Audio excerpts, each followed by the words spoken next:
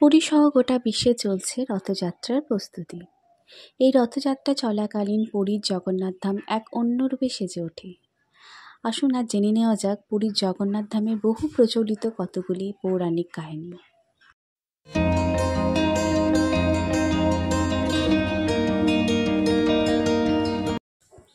আজকে আপনাদের শোনাবো জগন্নাথ ধামের পৌরাণিক কাহিনী। জগন্নাথ ধাম হল হিন্দু ধর্মের 4 ধর্মের অন্যতম একটি ধাম। অন্য 3টি ধাম হল বদ্রীনাথ, রামেশ্বরম ও দ্বারকা।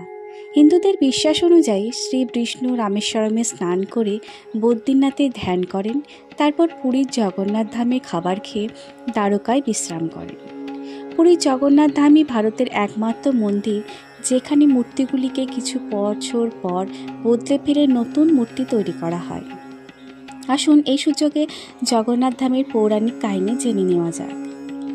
জগন্নাথ ধামের প্রথম পৌরাণিক কাহিনী বলেছে, মহাভারতের যুদ্ধ শেষে দ্বারকায় শ্রীকৃষ্ণের চরণকে পাখি ভেবে ভুল করে এক শবর বাণ মেরেছিল, যার ফলে তার মৃত্যু হয়। তার দেহ সৎকারের পর যখন নাভিদেশ পুড়ছিল না, তখন দৈববাণী অনুসারে অর্জুন সেই নাভিদেশ সমুদ্রে নিক্ষেপ করেন। সমুদ্রে ভেসে চলা সেই নাভি দেখে সমুদ্রের তীর ধরে সেই শবর ছুটতে ছুটতে দ্বারকা থেকে পুরী চলে আসেন।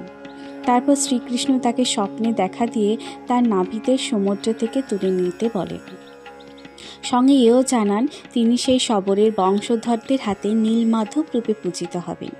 সেই থেকে শবরেরা বংশ পরম্পরায় নীলমাধবের পুজো করে থাকে। এই যুগে বিষ্ণু ভক্ত রাজা ইন্দ্রদম্ন দেব তৎকালীন পুরীতে বিষ্ণুর আরাধনার জন্য জগন্নাথ ধাম গড়ে তুলল। বিষ্ণুর রূপ নীলমাধবকে এই মন্দিরে প্রতিষ্ঠা করার জন্য সে তার রাজ্যের চারিদিকে লোক পাঠালো।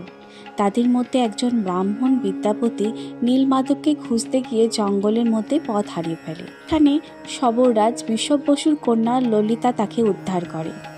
দুজন দুজনকে ভালোবেসে বিয়েও করে নেয়। বিয়ের পর বিদ্যাপতি জানতে পারে রোজ সকালে তার শ্বশুরমশাই শবররাজ বিষব বসু জঙ্গলের মধ্যে গোপনে নীলমাধবের পুজো করেন। নীলমাধবকে দেখার জন্য শ্বশুরকে অনুরোধ করে সে। বিষব বসু তাকে চোখ বেঁধে নিয়ে যাবে বলে, যাতে রাস্তার সন্ধান সে না পায়। কিন্তু বিদ্যাপতি চোখ বাঁধা অবস্থায় যাওয়ার সময় গোটা পথে সর্ষের দানা ছড়াতে ছড়াতে যায়, যাতে পরে সে পথের সন্ধান পেতে পারে। তারপর নীলমাধবের দর্শনে সে মুগ্ধ হয়ে যায়। ফিরে এসে সে রাজার কাছে খবর পৌঁছে দিলে রাজা ইন্দ্রদম্ন নীলমাধবকে আনতে যায়, কিন্তু সেখানে পৌঁছানোর পরও নীলমাধবকে পায় না। তখন দৈববাণী হয় যে সমুদ্রের জলে একটি কাঠ ভেসে আসবে, যা থেকে বিগ্রহ বানাতে হবে।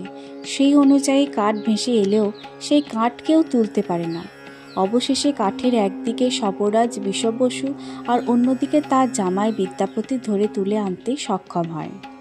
তারপর রাজা তার কারিগরদের মূর্তি বানাতে বলে, কিন্তু সেই কাঠ এমনই পাথরের মতো শক্ত যে ছিনি হাতুড়ি সবই ভেঙে যায়। তখন স্বয়ং বিশ্বকর্মা কারিগরের বেশে রাজার কাছে আসেন। অন্য মতে বলা হয় স্বয়ং জগন্নাথ আসেন রাজার কাছে। তিনি শর্ত রাখেন 21 দিন দরজা বন্ধ করে তিনি মূর্তি করবেন, কেউ যেন তাকে বিরক্ত না করে। তিনি নিজে দরজা না খুললে কেউ যেন তার ঘরে না আসে। যা মেনে নিলে তিনি দরজা বন্ধ করে কাজ শুরু করেন। রাজা ইন্দ্রদম্নের রানী গুন্ডিচা রোজই বন্ধ দরজায় কান পেতে কাঠ কাটার ঠক ঠক শব্দ শোনেন। একদিন রানী শব্দ শুনতে না পেয়ে রাজাকে জানান। তারা কৌতূহলবশত দরজা খুলে দেখেন কারিগর উধাও এবং 3টি অসমাপ্ত মূর্তি পড়ে আছে। মূর্তির হাত পা কিছুই করা হয়নি। তখন রাজা ও রানী দুঃখে ভেঙে পড়লে রাজাকে স্বপ্ন দিয়ে জগন্নাথ বলেন এই রূপেই তিনি পূজিত হতে চান। বিশ্বাস করা হয় সেই থেকে জগন্নাথের মূর্তি ওইভাবেই পূজিত হয়ে আসছে। আরও একটি জগন্নাথ ধামের পৌরাণিক কাহিনী আছে। বৃন্দাবনে একদিন গোপীরা সুভদ্রাকে দরজায় পাহারা দিতে বলে কৃষ্ণকে নিয়ে আলোচনা করছিলেন। তারা সুভদ্রাকে পাহারায় রেখেছিলেন যাতে তাদের আলোচনার সময় কৃষ্ণ এলে সুভদ্রা তাকে জানিয়ে দিতে পারে। কিন্তু তাদের আলোচনায় সুভদ্রা নিজেই এত মুগ্ধ ও রোমাঞ্চিত হয়ে যান যে দাদা কৃষ্ণ বলরামকে আসতে দেখেননি। এদিকে কৃষ্ণ বলরাম ও গোপীদের কাহিনী শুনে রোমাঞ্চিত হয়ে ওঠেন। 3 ভাই বোনেরই চুল খাড়া হয়ে ওঠে, হাত গুটিয়ে আসে এবং চোখ বড় হয়ে যায়।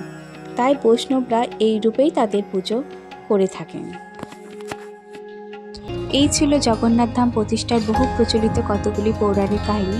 ভিডিওটি আপনাদের কেমন লাগলো একটি লাইকের মাধ্যমে অবশ্যই জানাবেন ও এই ধরনের ভিডিও পেতে চ্যানেলটিকে সাবস্ক্রাইব করে আমার সঙ্গে যুক্ত হবেন।